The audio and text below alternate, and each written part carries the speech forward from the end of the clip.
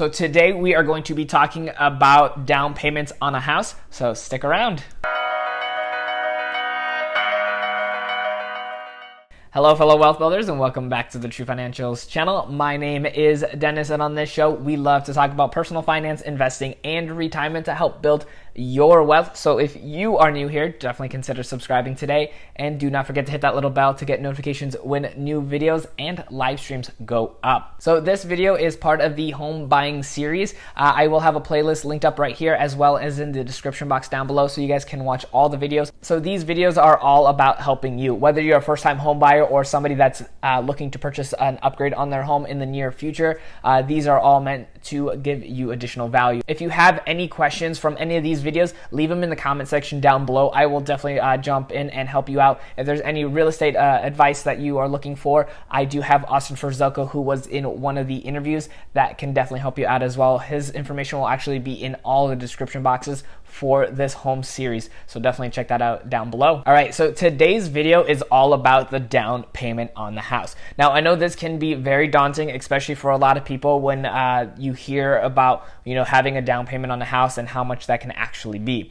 Now, a good rule of thumb would be to put down 20% on a home. Now, that does sound like a lot, and it can be a lot of money depending on where you live, but the biggest thing when it comes to having 20% down is that you skip out on what they call PMI. Now, PMI stands for Private Mortgage Insurance. And to kind of just break it down to a very easy understanding, it's essentially you paying an insurance company to protect the bank from you. So yeah, so that's pretty much what it is. It's pretty much you paying the bank, or you paying this insurance company to protect the bank against you. Like it doesn't sound right, but that's really what it is. It's pretty much making sure that you're able to pay your payments, and if you don't, that this insurance company will have that taken care of and covered for them, but yet you're the one paying that premium for it.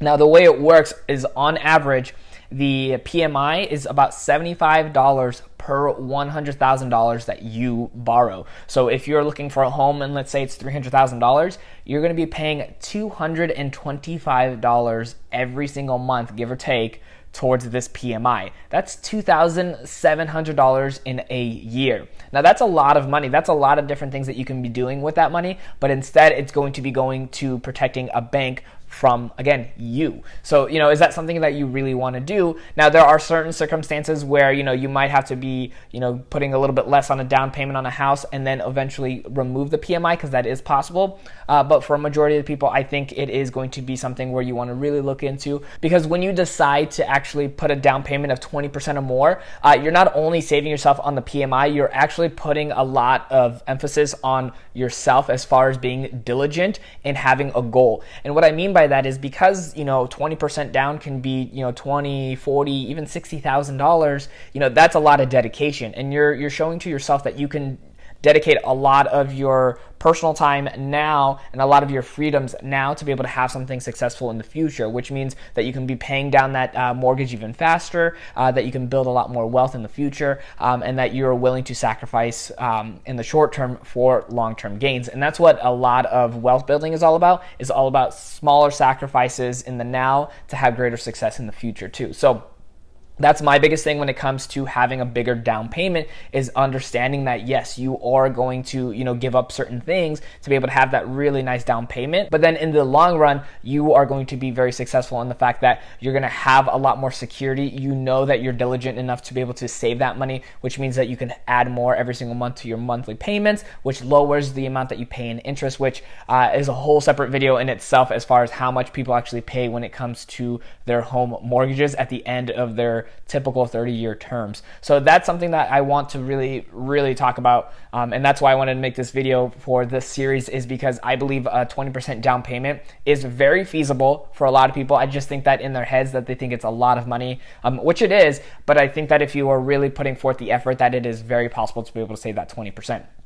So definitely, look into that. I know there's a lot of different programs out there that will have you put 0% down, but I believe when you put it when you're not putting anything down, you're leaving yourself with a lot of risk because you have no wiggle room in that sense that the house value versus what you owe on the house are going to be right on par. A lot of people had issues when it came to the 2008 financial crisis where they unfortunately didn't have enough value in their home for what they owed when the values dropped. So that hurt a lot of people in the long run. So when you have that 20% already taken care of at the very beginning, you're giving yourself a lot of wiggle room for downturns in the market, whether you have to sell a home or whether you wanted to move somewhere else for whatever reason. You have a lot more flexibility in that sense. So always consider what your best option is, but then also understand that if you are diligent, that you can make those things very attainable. So one thing to consider as well too is your income versus the home that you want to purchase, because if you're making $40,000 a year and you want to look at a $400,000 house, you know that is not going to be feasible because one, the monthly payments are going to be way more than they should be, but then also two, to save that 20% is going to be astronomically large. So you need to be looking in homes that fit your income. Now, if you are looking at homes that you want that don't fit that income, your best option is to somehow increase your income. And there are many different ways to do that. And I know it can be a really tough thing, but my biggest thing is that if you have determination to want to get to a certain goal, you will find a way to get to that point. So if you need to be making more income, look at the different types of promotions you can get at work, look at different job opportunities within that same field and see if there's something better out there for you as well too. So we don't want to just sit there and say, well, I want a bigger home, but not a bigger income. We have to make sure that our wants justify what we have coming in, so that way we can live a very comfortable life, because you don't want to be living in a home that your mortgage is more than 25% of your take-home pay, because then that makes it really hard to be able to live a comfortable life, be able to build wealth, and be able to be financially free. So let me know in the comment section down below, are you looking to purchase either your first home or upgrade a new home, and if you're wanting to do that 20% down, and how much is that 20% down? Let me know, because I'd like to hear your guys' stories.